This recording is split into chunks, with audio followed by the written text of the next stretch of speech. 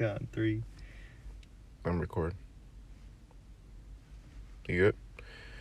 All right, Shalom, Shalom. Giving all praises, all glory, all honor to Yahweh, by Hashem, Yahushai, by Hashem, HaKadosh.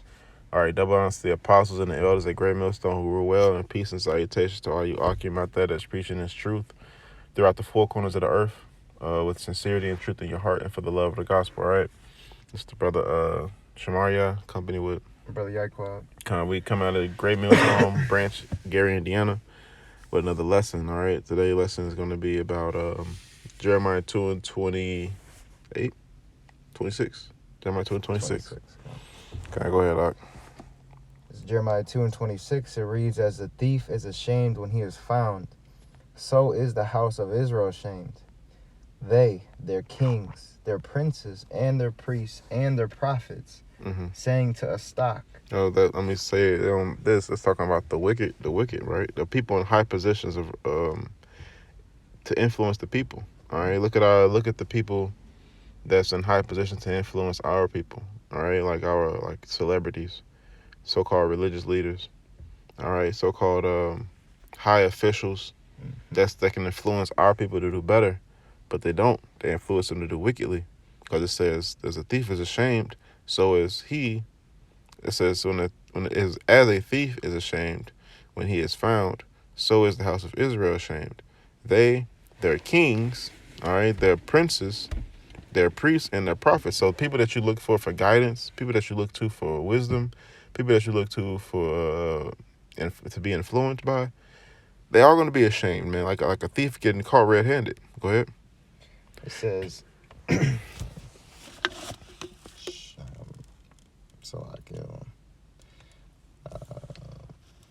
What's the minute? How did we start? It's Jeremiah 2 and 27. Oh, that screen locked. It says, saying to a stock, "Thou art my father," and to a stone, "Thou hast brought me forth. For they have turned their back unto me, and not their face. But in the time of their trouble, they will say, Arise and save us." See, it says, read that again. It says, read the whole verse again. Jeremiah 2 and 27, saying to a stock, saying to a stock, "Thou what? Thou art my father, and to a stone, thou hast brought me forth." Kind of saying to a stock and a stone, "Thou art my father." So what's the modern day stock and the stock and a stone? In the past, the stock was a piece of wood that they would worship. They would carve into an idol and they would worship it. In the past, it was a stone that they cut into a figure and they would worship that, praying to that, giving reverence to that. So now, in the modern times, these people give reverence to celebrities. All right, these people give reverence to religious leaders, TD Fakes, Creflo Holla. You know what I'm saying? Like, these people give reverence to people that are in positions of power or positions of influence, but they're influencing them to do the wrong things. Or the number one idol in this modern time is your belly, your own belly. You listen to these influencers and you listen to them and they say, do what you want to do as thou wilt, regardless of whoever thinks differently. Yeah, do what makes you happy. Do what makes you happy. The meaning of life is just about being happy. So if that's the meaning of life, to be happy, don't turn to the Lord. It's going to say it. Go ahead. Okay. It says, continue on. It says, "Thou hast brought me forth, for they have turned their back unto me and not their face." Because they listen to everything besides the Lord through the prophets. They only going to learn through the prophets. All right, go ahead. "But in the time of their trouble, they will say, Arise and save us. But where are thy gods that thou hast made thee? Let them arise, if they can save thee in the time of thy trouble. For according to the number of thy cities are thy gods, O Judah." See? And let your God, whatever you pray, or whatever you reverence, or whatever you give your time and your effort to and your energy to, that come up and save you, man. All right? Keep that same energy, because you're not thinking about Yahweh Hashem Yahushai. You're not giving him reverence. You're not giving him the praise and the glory and the honor. All right? For bringing you through a way. You're giving the praise, glory, honor to something else. So go ahead and give that same glory, honor to whatever you're giving it to now. Give it to him later when you're going through hell. All right, positions of difficulty. All right. I had a precept. Go ahead. So I could. This is Wisdom of Solomon 14. I'll start at verse 12. Point being at 14. Wisdom of Solomon 14 and 12. It says, for the devising of 11, if I may. It says, therefore, even upon the idols of the Gentiles shall there be a visitation, because in the creature of the Most High they are become an abomination, and stumbling blocks to the souls of men, and a snare to the feet of the unwise. Stumbling blocks to the souls of men. Yep. And like you were saying, bro, now in the times that we live in, anything could be likened unto an idol. Whatever you put above Yahweh Shem Shai that is not an actual, that's not the actual living power, is an idol. Let's get that. We're gonna get it in the scripture. This is Exodus 20. I believe 5. Yep. Got it. This is Exodus 20 and 4. It says, I'm starting at 20 and 1. It says, Exodus 21. And God spake to all these words, saying, I am the Lord thine God, which have brought thee out of the land of Egypt, and out of the house of bondage. Thou shalt have no other gods before me. Thou shalt not make unto thee any graven image, or any likeness of anything that is in the heaven above, or that is in the earth beneath, or that is in the water under the earth. Thou shalt not bow down thyself to them, nor serve them, for I, the Lord thy God, am a jealous God, visiting the iniquity of thy fathers upon the children, upon the third and fourth generation of them that hate me. So that's the law. You know, it's after we came out of Egypt. That's the law. So that's what these people do. They said when he read Wisdom of Solomon 14:11 says, and because in the creature of God they are become an abomination. What's the creature of God? We are. All right. So when you actually worship another entity and gave them the power, you become abominable yourself, and stumbling blocks to the souls of men. So everybody you're teaching to worship this image is become an abomination. And a stumbling block, because they're going to fall right with you. Yeah, they see you worshiping it. It's like, oh, shit, there's got to be something about what he's worshiping. Exactly. Right. Especially if you're, again, like you were saying, bro, like somebody that has that influence, somebody has that power. They look to you for the answers. Exactly. And that's when they become stumbling blocks to the souls of men. And a snare, a trap to the feet of the unwise, because not everybody in Israel is wise. You have some men that are brutish. But that's no reason for you to abhor them or look down upon them or to beguile them. You know, you're supposed to build them up so they can become wise. We're all once simple. We're all once, as Scripture says, to cease the subtlety to the simple. You know, go ahead. Wisdom of Solomon 14 verse 12. It says, for the devising of idols was the beginning of spiritual fornication. The beginning of that's what started spiritual fornication, was creating idols. Go ahead. And the invention of them, the corruption of life. The corruption of life. Life is what? The living scriptures. Yahushua was the embodiment of the scriptures, according to John 1 and 14. Go ahead. For neither were they from the beginning, neither shall they be forever. For by the vainglory of men they entered into the world, and therefore shall they come shortly to an end. To an end, because they're nothing but, if you carve a god out of a piece of wood, you just created that god just now. You have more power. It goes on to say that you have more power than that God do, because you borrowed your own life. Go ahead. It says, for a father afflicted with untimely mourning, when he had made an image of his child soon taken away, now honored him as a god, which was then a dead man, and delivered to those that were under him ceremonies and sacrifices. Thus, in process of time, an ungodly custom grown strong was kept as a law. Yep, and time it's grown strong. Ungodly custom grown in the process of time. So after so many years, it's grown strong because of the belief thereof. That's why you're not supposed to do that shit, man. Yeah, it says engraven images were worshipped by the commandments of kings.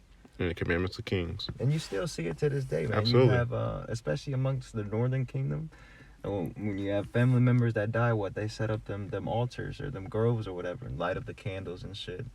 Put whatever on that altar with that dead family member may have liked, or putting on some type of music, which, you know what I'm saying, not to say you can't give respects when respects is due, you know what I'm saying, mourn in the time when they're in the time of mourning for them 7 days. But after that, man, there's no need to, you know what I'm saying, go through and do all that extra shit. Because whether they know it or not, that's going off. Setting up them altars and shit, bowing down onto them, praying unto the angels. You're not supposed to do any of that. The Lord commanded us to go to him through his son only. You know what I'm saying? And to look unto him, not to pray unto idols, not to set up these idols and worship them. And grab Judges 10 and 14. And it said what? That therefore shall they come shortly to an end. Like it tells us in Isaiah, I believe it's 19, if I'm not mistaken. It said the idols were moved at his presence. Loosely paraphrasing. So these idols that are set up, that men created, even those that are worshiping idols, those that claim themselves to be idols, they're going to be destroyed when at the presence of Yahweh Bashem Yahushua when he returns. I believe in the same chapter it says they are slow to speak, they cannot walk. It's probably not in this chapter, but it's probably another one. I believe it's 17. Oh, the Wisdom of Solomon. Wisdom of Solomon, yeah. Because there's a few chapters that goes into. I think it's 17. It says they are slow to speak, they cannot walk. But I'm trying to look it up.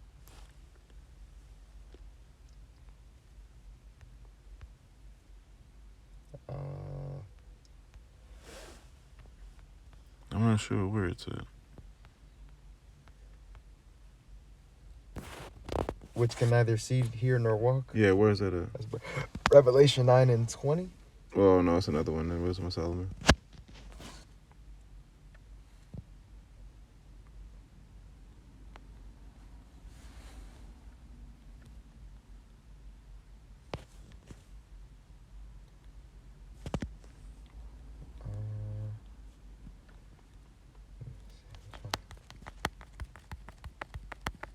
Just using keywords. I put walk and it's. I put speak. It's I know it's in Wisdom of Solomon. It's definitely in Wisdom of Solomon. Put in speak. Though they no. It's Wisdom of Solomon.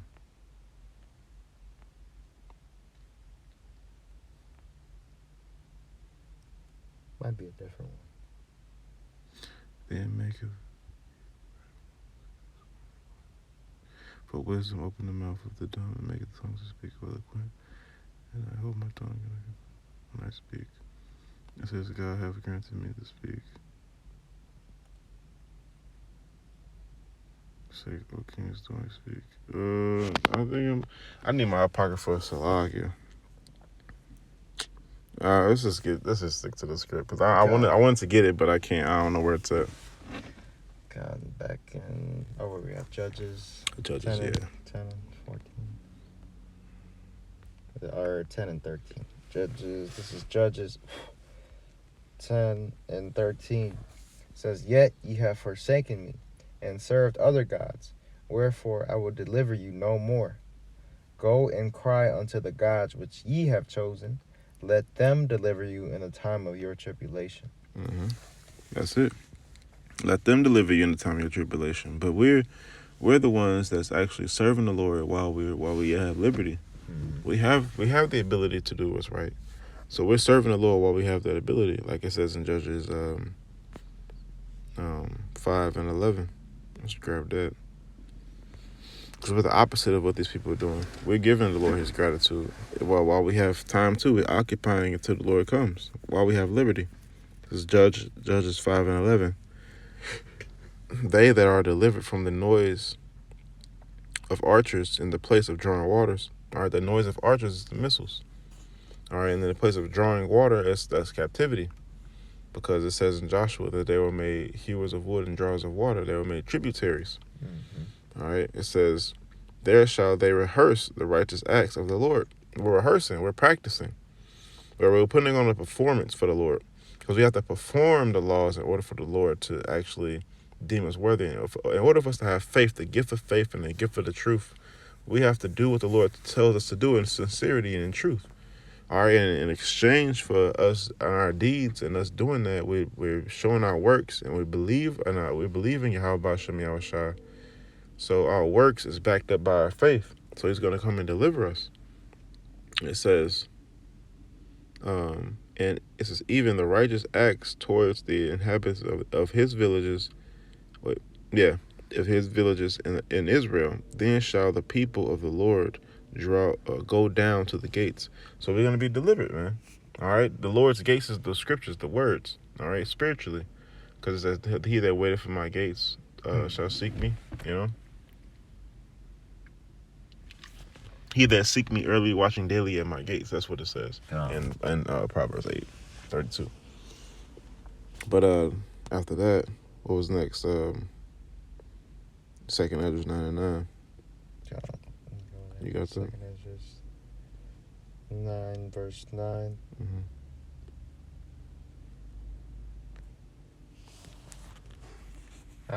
I'll start at 7 since you got hit on it. Second Ezra 9 and verse 7. It was one of my favorites. It says, "And everyone that shall be saved, i.e. the elect, and shall be able to escape by his works and by faith, whereby ye have believed, shall be preserved from the said perils." It says, "And shall see my salvation in my land, and within my borders, for I have sanctified them for me from the beginning." So it was already set in stone who was going to serve him and be delivered. You know, before the foundations of the earth, he had his chosen line, out of his chosen line, that were going to receive salvation in these latter times. That's absolutely right. It says, verse 9, "Then shall they be in pitiful case." Who? It says, "which now have abused my ways." Abused my ways. They listen to the prophets. They have their own. They serve their own belly. Serve their own idols.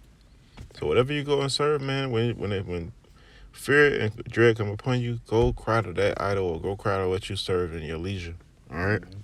Yeah, like the brothers like to say. I believe you are. Be saying it from time to time as well. Basically, any your power is basically going to be tested in Jacob's trouble. Yep. Whatever you may believe in is going to be tested in Jacob's trouble. And we know that anybody that is leaning upon Yahweh Shem Yahushua, you're not going to be confounded. You're not going to be forsaken. That's it. What was that? Who have ever put their trust in me was confounded. Lucy paraphrase that. Ecclesiastes 2. 2 and 1. I think. 2 and 1. God. But continuing on, it says, "And they that have cast them away despitefully shall dwell in torments." Dwell in torments, man. Oh, yeah. "For such as in their life have received benefits." See, and such as in her life have received benefits. Go ahead. "And have not known me." And have not known me. So you receive your benefits, but you're giving your praise to it. You're giving the praise to another power. Go ahead. It says, "And they that have loathed my law," while they even if it did come from the devil himself, man, it's still of Yahweh Shem Yahushua, because it's Proverbs 21 and 1. Go ahead. God, it says, "While they had yet liberty, and when as yet place of repentance was open unto them, understood not, but despised it." But despised it, man. You all right? Go ahead. "The same must know it after death by pain." The same must know it after death by pain. That's how we have to rejoice, because of the truth, man, because it's such a gift. They say faith is a gift, man.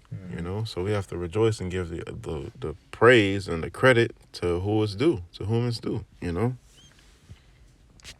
I had one more. This is Second Ezra 15. You jump it down. It says, "Victuals shall be so good, cheap."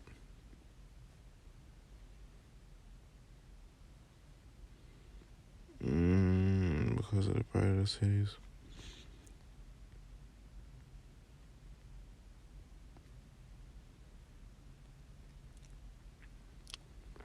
Is that further up than that? Is it Might be. Maybe 15 or 16. I'm looking at 11. It says, "I will bring them mighty hand on Egypt. Woe unto the world and them that dwell therein." 14. "Unto the sword and the destruction draw nigh. And one people shall stand up and fight against another with swords in their hands. There shall be sedition among men, and invading one another." This is the beginning stages of Jacob's trouble. It says, "And they shall not regard their kings nor princes. In the course of their actions shall stand in the power. A man shall desire to go in the city and shall not be able, because there is The victuals is in 16. If you wanted that one. With the Second Edge 15? 16 and 16, Salaki. I thought it was 15. 16. Let's get that. 16 and 15? No. The one you want is in 21. 21? Yeah, let's just jump to the point. Okay. No, this is still jumping at 19. 19 is the point. Start at 19. Yeah. Okay, this is 2nd Ezra 16 and verse 19. Mm-hmm. Behold, famine and plague, tribulation and anguish are sent as scourges for amendment. So it's sent as scourges for amendment, even in Jacob's trouble, but these people don't want to get right. Then even in that time, it's going to be too late for most of them. Because they didn't take the time to build up in Yahweh B'Shem Yahushua to withstand this evil day. Go ahead. But for all these things, they shall not turn from their wickedness. The ones that the Lord put the demon on, they're not even gonna turn from the wickedness to begin with. Go ahead. Like this reminds you too. It links up with it just escaped me. But it said along the lines of, for more and more they deck their houses.